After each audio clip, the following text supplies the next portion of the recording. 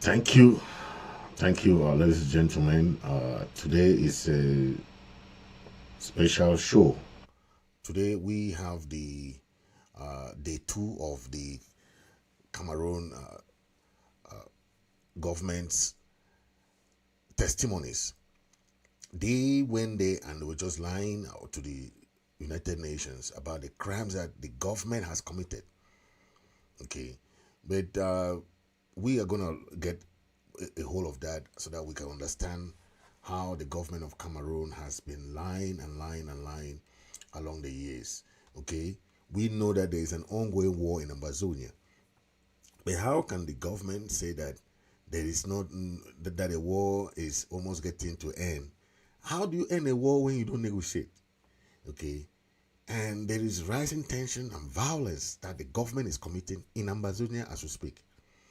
So the government cannot go there and be telling lies about what is happening there. Since 2017, we know that there have been reports of genocide. Okay, yes, the Paul Biya himself, who declared war on the people of Ambazonia, made it clear that they were ready to assimilate the people of Ambazonia through extrajudicial killings. Okay, we have seen all those kind of killings that is happening. They will kill somebody and go and put a gun on the person to say, oh, he's an Ambazonian fighter. Okay, arbitrary arrest and detention. We see that every single day. They will do what we call kale. They go and arrest people. Kale is that form that they just go and arrest people, then they say they are asking them for ID card. You understand? I don't know if the ID cards cannot do an electronic ID card that you can just hand people ID card. The government will arrest people because they don't have ID cards. Okay, and they'll lock them up. They start asking for money. That is kidnap and ransom. All right. This is what we call arbitrary arrest and detention. I don't know if the government of Cameroon understand what is called arbitrary arrest and detention. They will arrest, they will detain, they will torture, they will mistreat. They will do everything to make you never to want to go back to that place. And when we mention all this all the time, people say no, the government is just trying to put things.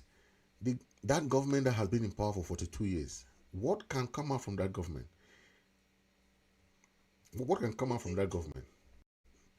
If not of the false lies, narrative, and everything that has to do with just blatant lies and misstatements that they are doing just to fool the international community that things have gone back to normal and they say that they are in control. Right? The war is still ongoing. The killing is still ongoing. The people of Southern Cameroon are still under the same bondage. They are still the people of Ambazonia are still under occupation. Their land is still under occupation. The people of Ambazonia cannot freely do their things by themselves because the army of occupation is in Ambazonia, wreaking havoc, committing all kinds of crimes, atrocities on the people of Ambazonia, and instead saying that they are the one committing crimes on themselves. I've not seen a people say that they commit crimes against themselves. I've not seen people commit crime against themselves. The military come there, they occupy the land, wreak havoc on the local population, intimidate the local population, arbitrarily detain people, torture people. That's what they do. They threaten people against their wish to do things that they don't want to do. They will arrest you, torture you, to go and say things that you are not ready to say because you are afraid of your life. So there is intimidation just to get information from people which is not the real information. Okay, And at the end of the day, what happened? The people are made to face the military every single day. There is someone who is being killed. That is what we call extrajudicial killings. Yes, there is extrajudicial killings in Ambazonia as we speak. So when people are in Cameroon, they should understand that there is war going on in Ambazonia, and the Cameroon regime does not want the international community to come and investigate. They don't want it. That's why they are hiding what is going on in Ambazonia. And there's a lot of cover-ups, okay, and misinformation going out there. Since 2016, there has been a war in Ambazonia, a war that the people did not expect, coming from the President Paul Biya, who declared war. Until today, they commit all forms of atrocity that you can think of. All forms of atrocity are being committed on the people of Ambazonia. So when people say that, the government is the military are nice, go and look, ask the people who are on the ground. You will get a first-hand information of how Cameroon government military are committing atrocities on the people there. You won't imagine how many people are being killed every day who are just questioning the government, who are just trying to say, hey, we need this thing to stop. We need negotiation to start immediately. The government ran away from Switzerland negotiation. The government of Cameroon ran away from other negotiation like Canada. Today, they are claiming that they are winning the war in Ambazonia. Okay? But they should understand that the people of Ambazonia are the ones fighting this war. And their resilience, their determination will never stop until justice is sought. No matter how many activists you can arrest, no matter how many activists you can threaten or what, you are not solving the problem. The root causes is the problem of the war itself. What the cause of the war? How can it be resolved? Through negotiation process. And that is how you can end war. You cannot end a war. For the past 8 years, did you think that your weapon can end the war? No. Your intimidation cannot end it. So why do you still use the same old method to think that you can end it? It will not end. So go to negotiation, meet with all the Ambazonian leaders, talk on the table. Okay, this is about the 8 million Ambazonian people. This is not about you just saying, oh, the war it has ended. Then what about the life of the people? Those people in jail, incarcerated, those people who are locked up, illegally locked up in dungeons of La Republique, what are they doing there?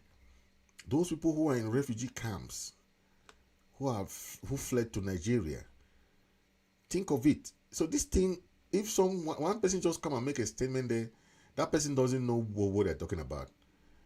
They have to go and find out about the Amazonian people, because they sit in Yaoundé and make false statements of what is going on. They don't know what is going on, because if they know what is going on, then they wouldn't be saying that things are going back to normal. Okay, things ain't going back to normal anytime soon. The people of Ambazonia are very, very ready to take back their country, take back what belongs to them, and that is what they are doing. So anybody can say what they want. That's their business. Ambazonian people are people who know what they are looking for. They know what they want. Okay. Now look at those things that La Republic government told lies at the United Nations. They said they don't have any arbitrary arrest and detention. I already talked about that. They say they don't do torture and ill treatment. Do you know what they're talking about? No, just look at the journalists that disappeared. Look at the way they tortured Longa. Look at the way they tortured other musicians. Look at the way they tortured detainees. Look at the way they have physical and psychological abuse of. Okay. Then they say, no, the things are going back to normal. There are several instances where you see La Republic military torturing inmates, torture them, and they come and say no, that they don't do that. Those are the false statements. False statement number 4: use of live ammunition against civilians. La Republic said that they don't use live ammunition against civilians. Come on. There have been instances where you see that Cameroon B use live rounds on crowd. All this Ngabu, how did Ngabu happen? Ngabu massacre. How did Kumba happen? Kumba, they went to a school and killed children in school, students. How is Santa happen? How did Manfe happen? How did all these other massacre, mass killing, Ekona, Santa? All these are where the La Republic military went there and used live ammunition and shoot at people. Some, in the case of where you see them maybe in a funeral, or they are in a funeral ceremony, or they were somewhere, they shoot live ammunition at them. And that representative of Cameroon is saying that no, they did not do that. What a blatant lie. What a blatant lie. And you see them, people would then look at them that these people are honest people. They'll say they are honest people. But those are things that are happening in these past years that we all know. We all know. And the grieving of a family and a community faced with the unbearable image of a mother and her 2 children buried in one coffin. There was not enough money to buy 3. Here in Nigeria, around 5,000 English-speaking Cameroonian refugees took part in the funeral of 8 members of the same family. They are believed to have died of carbon dioxide poisoning. Barnabas's wife is one of the victims. He tells us that most had just arrived in the area of Ikom from Cameroon after fleeing fighting in their villages. It was because of this problem of Cameroon that most of them, they joined us here. They were just living here with me, the entire family. I'm so sorry that God who brought them to this world actually returned them back. Not far away, on the other side of the border, the victims' home village is now controlled by Cameroonian soldiers. 8 months ago, Dadi was secessionist stronghold.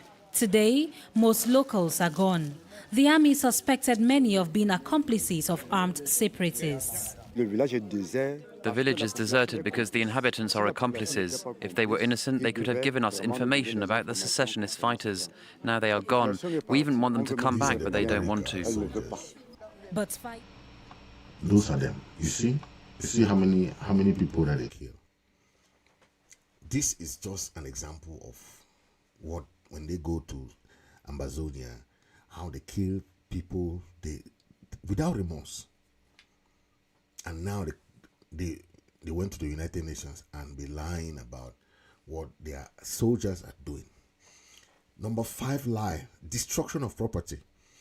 The La Republic military said that the representation of these guys said that they don't destroy property. Almost 400 to 500 houses. 500 houses and villages have been burned down. Hospitals, schools, a lot of other things that the military has been accused of. And then they come and say that, oh, this is what, You cannot go to somebody's village and burn the whole village. If this is not genocide, I don't know, because when people say no, like some like Simon Munzo was saying that, oh, La Republic did not commit a genocide. I mean, what is genocide? Because we all know genocide is defined by the United Nations as involved act of committing with intent to destroy a national, ethnic, racial, or religious group in whole or in part. They intend to destroy. That is genocide. So what is Dr. Samuel Munzo saying about that? What La Republic is doing in Ambazonia today is not genocide. You go to a whole village, burn more than 400 villages. all houses down, everything down, and they come and say no, they did not destroy property. So all the people that got their houses burned, they mean that they're not going to compensate them, or they're not going to look at what. That is a false statement I'm talking about. Because you can't be saying false statement where people know that the truth is there, the evidence is there, the photos are there, the images are there. People are still mourning today their loved ones. Number 6 lie: attacks on medical facilities. There are lots of reports that we all know that the military raided hospitals. They go to hospitals and take out patients and kill them. That is how bad it is. You go to a hospital, you take out somebody who is sick. Whereas in a war, in a crisis, in any conflict, the medical people, the hospitals are no-go zones. It means that even if you want to shoot a bomb, you have to make sure that that bomb does not land on a hospital. Even if you want to go and arrest somebody, you don't go in a hospital. Because medically speaking, even if it's somebody who has committed a crime, that hospital there protect that person, because the person has to be cleared medically. Okay? I'm speaking as a law enforcement person. We cannot go and arrest somebody who has a medical condition and they accept that person. Even in the jail, they will not accept that person. They will say, hey, take him back to the hospital. You cannot arrest somebody who has fractures and all those things, take them to the jail. You don't do that. First, you have to take them to be cleared in the hospital. Those are basic human rights. It has nothing to do with whether yes, the person committed a crime, but you don't mistreat that person because he committed a crime when you have not, first of all, verified if the person committed a crime. You have not judged that person.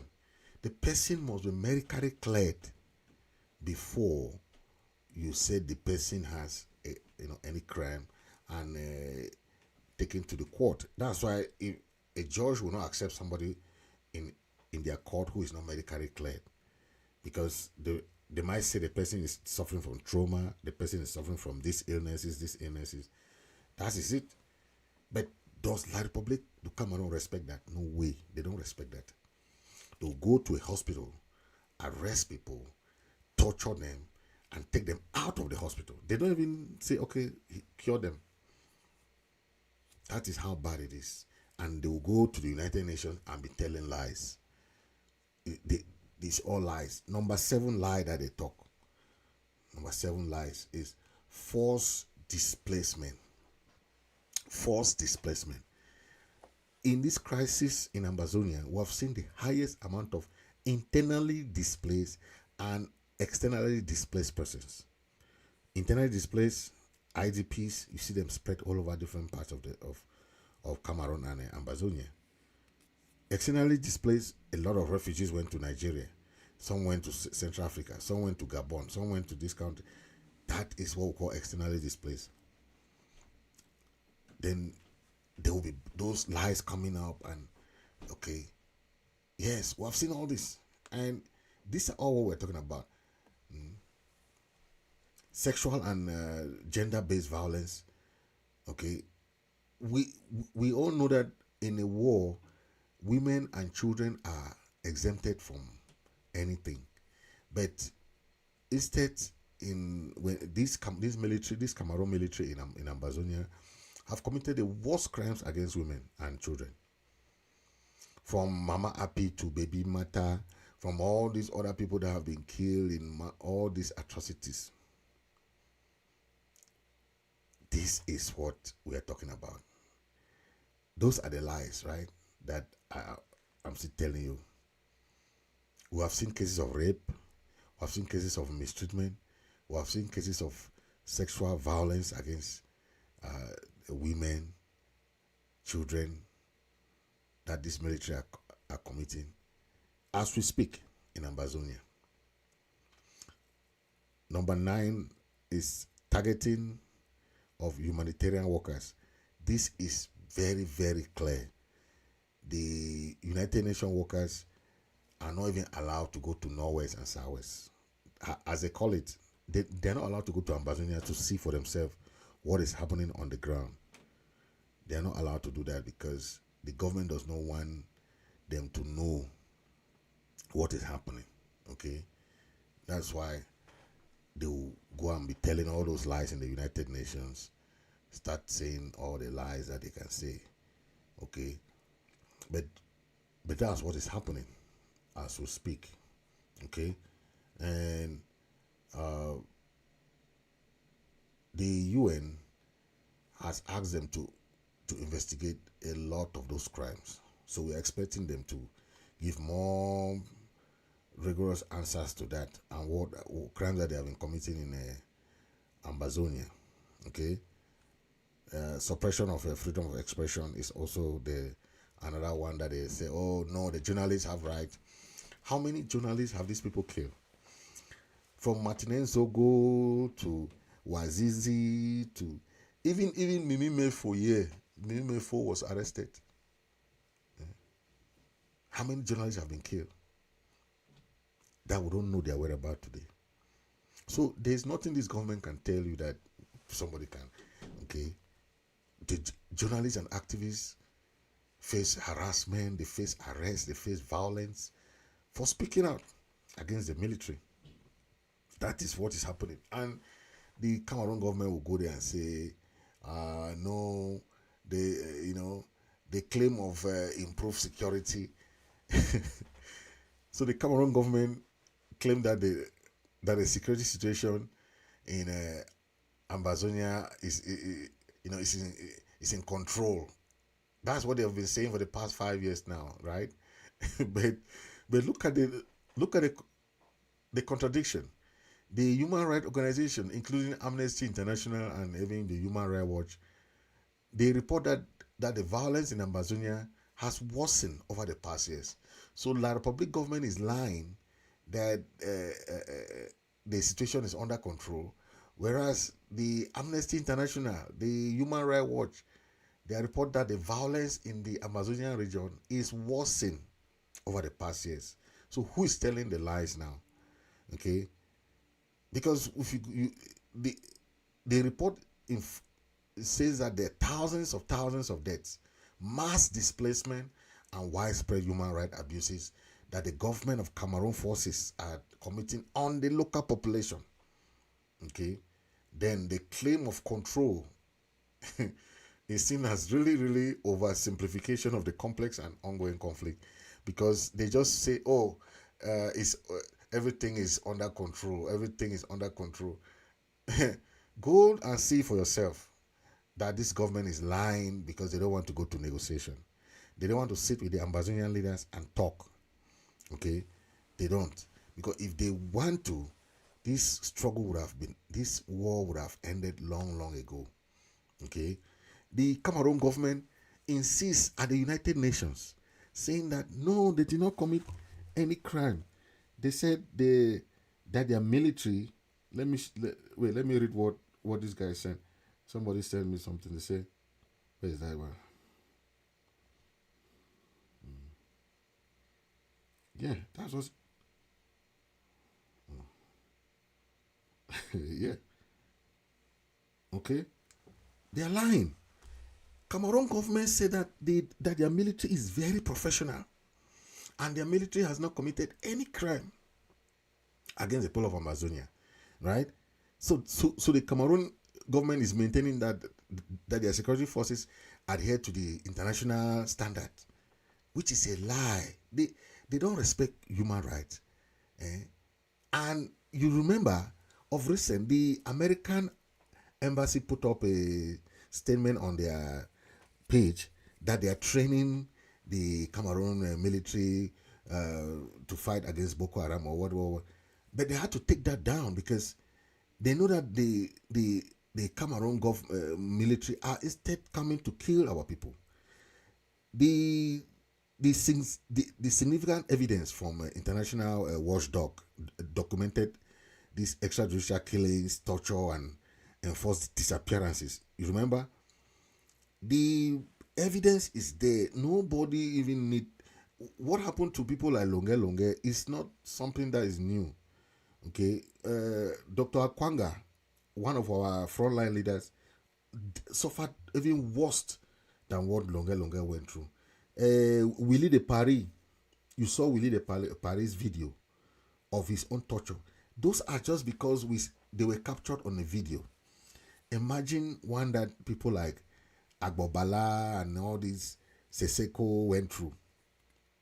Imagine the torture, because those ones did not have camera, so you did not see them. But these are ones that you see. Okay, so this pattern, so there's a continued pattern of abuse. It's not something that happened one. You say, okay, it's just once, right? It's not something that happened twice. You can say, okay, maybe it's a mistake, but it's continuous pattern of abuse. Okay, even that's why the US cannot claim that they are training them, because they know that if they go and claim that, they deleted the post that they were training the Cameroon forces. Why? Because if you go and put that you are training these kind of people, barbarians, can you train barbarians to go and say, oh, they are nice, they have improved training? All those who still raise questions about the government accountability mechanism, right? Because you cannot train people who cannot train themselves. You cannot train barbarians. They will not change. They will still be doing killings, extrajudicial killings, torture, enforced disappearance, like Wazizi.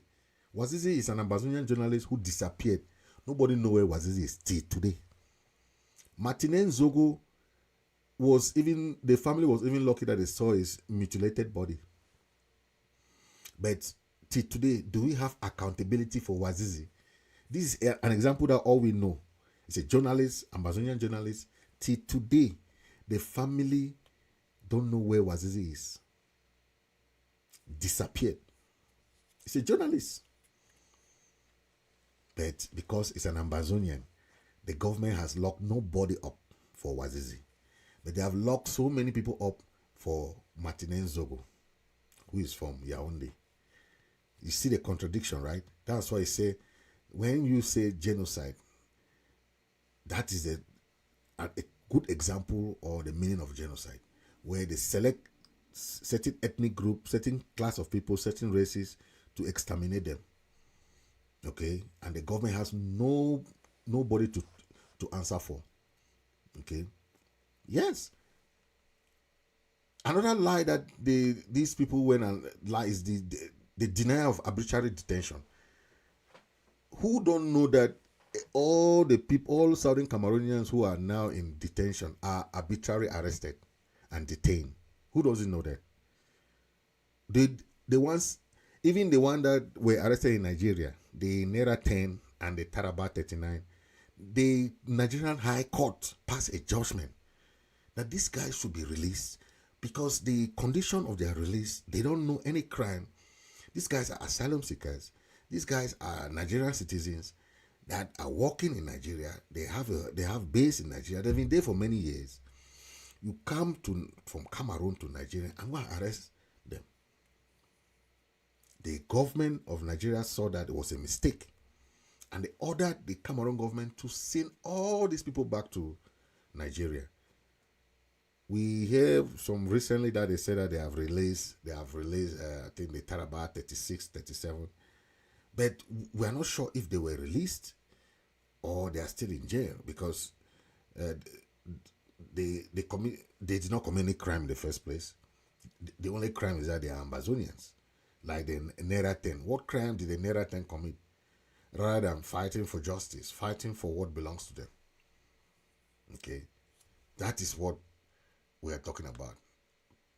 The Cameroon government they were asked about the claims of progress on gender equality and all those.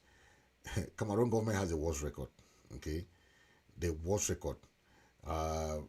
They were saying that they respect women and participation of women. They don't. There are positions that women cannot still hold in that country, Cameroon. They don't respect gender equality. So if they talk about gender equality, even in the political life, They don't believe that a woman can still even be president. They still don't believe that. Okay, so that is what we have seen in that country, that some women cannot even hold high-ranking positions. They'll say, hey, it's a, you know, and that is why in America today,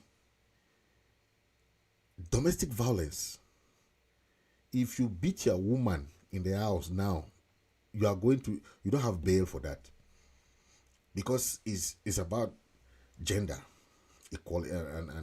And when you beat a woman in the house in America, they'll send you to jail.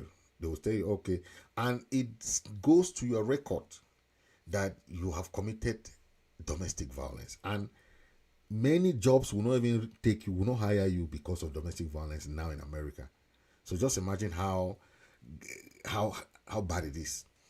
But in Cameroon, I see the way police people, even the police people, the way they beat women even more than their husband can even beat them.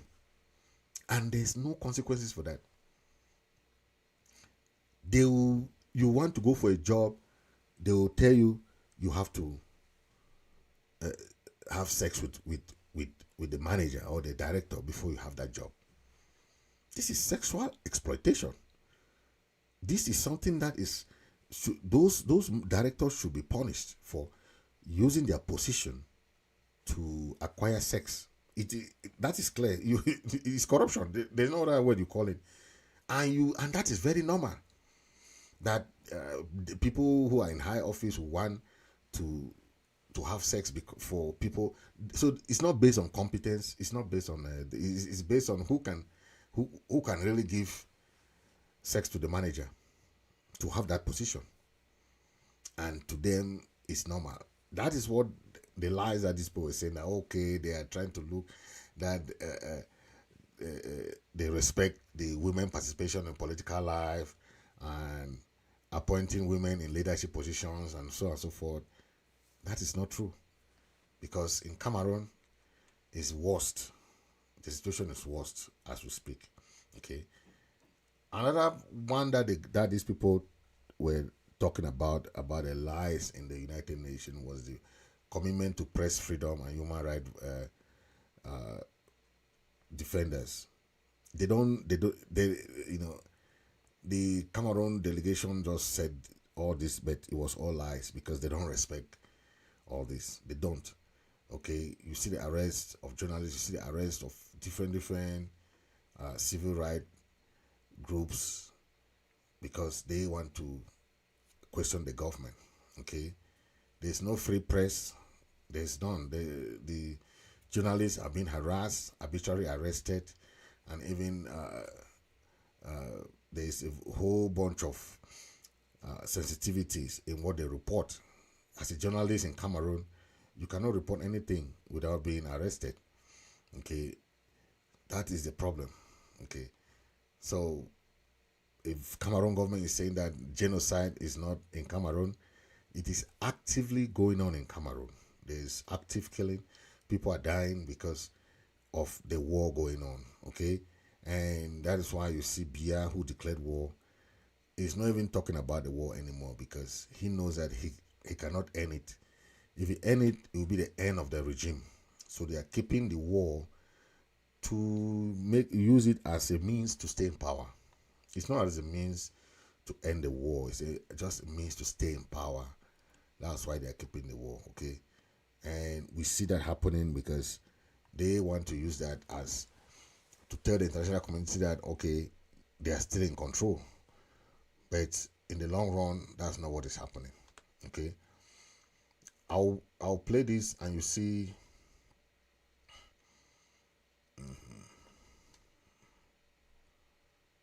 Okay. The president of the 64th session of the United Nations General Assembly, Ali Trekking, is also received by the head of state. The warmth of the relations reveals the friendly ties between both personalities. The last time they met was in September 2009. Today, they are meeting again. President Poble has been handed two Cameroonian maps with clearly defined and traced boundaries of Cameroon. The personalities received by President Paul Biya today have one thing in common. They were active participants at the 50th anniversary celebrations of the independence and reunification of Cameroon. Jean-Victor Nkolo, the spokesperson of the President of the 64th General Assembly of the United Nations Organization, has also been received by the head of state. Yesterday, his boss was received by the President of the Republic, during which audience President Ali Treki presented to President Paul Biya 2 unique maps of Cameroon dating from 1949, preserved in the cartographic archives of the United Nations in New York. Jean-Vincent Nkolo is a Cameroonian, and he came to pay a courtesy visit. Yeah. You just saw the United Nations coming to give Paul Biya 2 maps, Ambazonia and La Republic of Cameroon. But there are people in Yaoundé there who live in Yaoundé. They don't live in okay. They will tell you that, oh, things are going back to normal. These people don't live in any other part that they are coming from. These are Ambazonians who are working in Yaoundé. They live in Yaoundé, they have their families in Yaoundé, but they will tell you, oh, there is no war going on in Ambazonia. But they themselves cannot live there.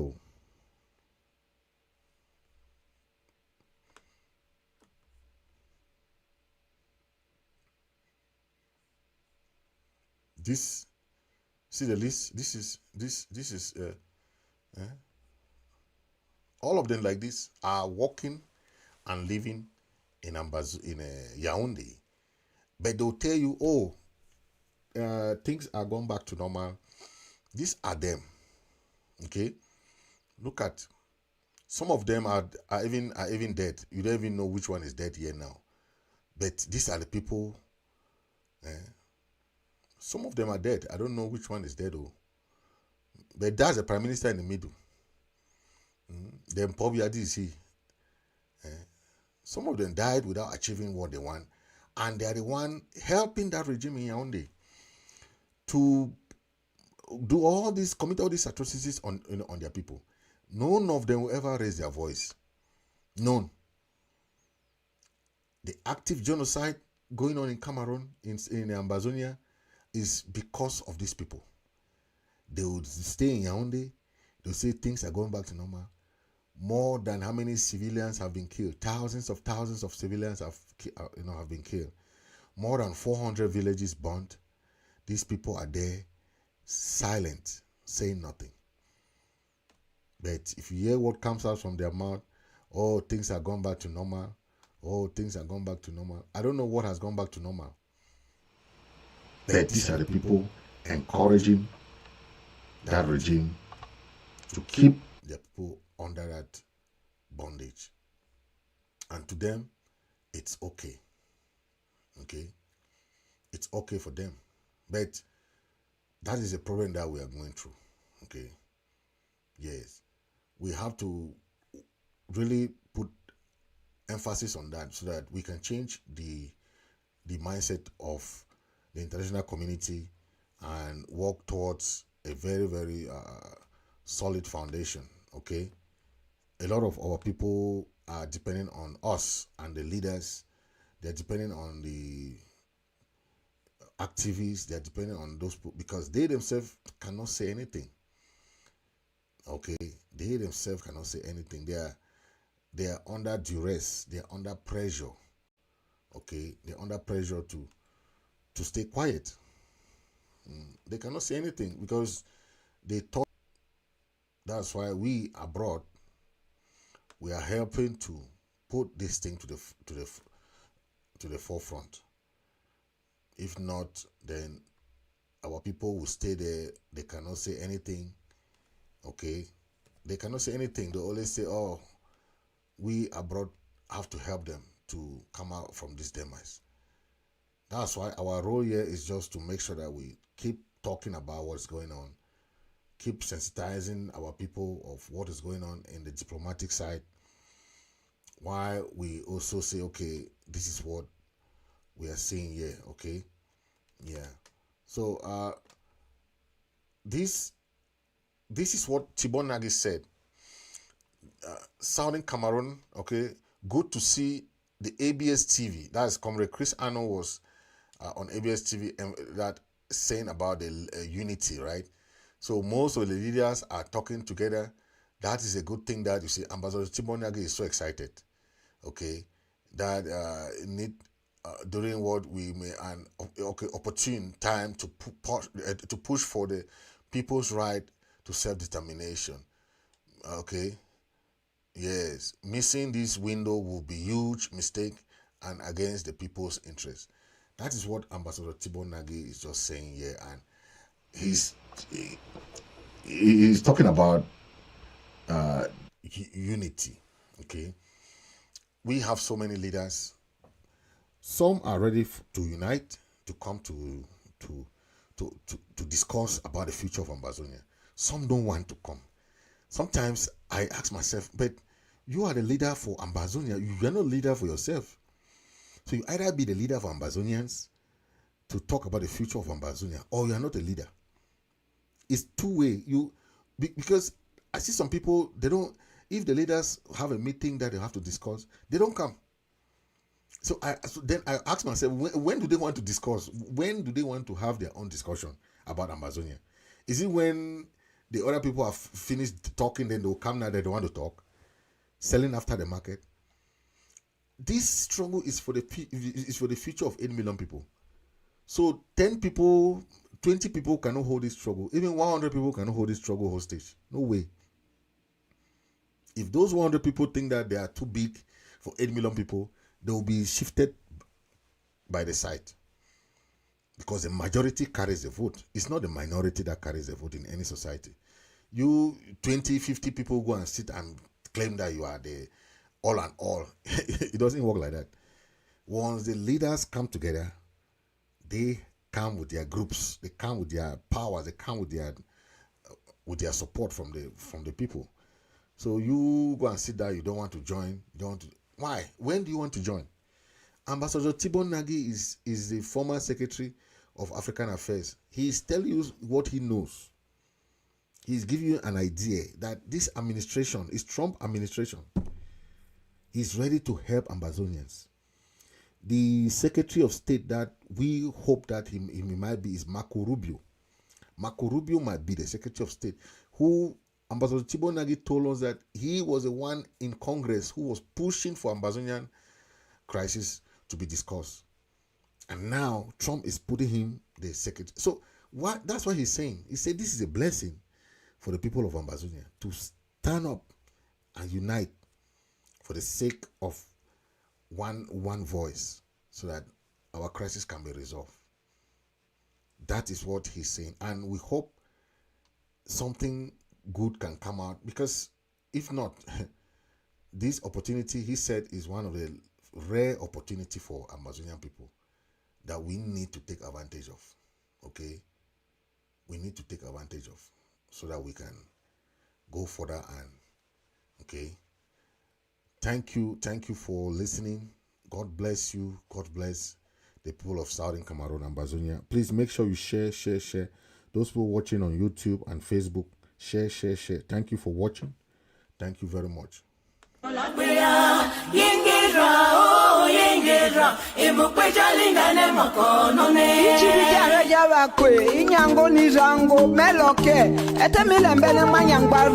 Chief Efuka Endeli na Parliament Chief Wapo John Efufa Manga William, His Royal Highness Chief Doctor Efuka Endeli Mondavele Majalo Amirola Rene Roka Yava Koja Lingane Mokonone Yengera Parliament Chief Akongere Woli Olapea Yengera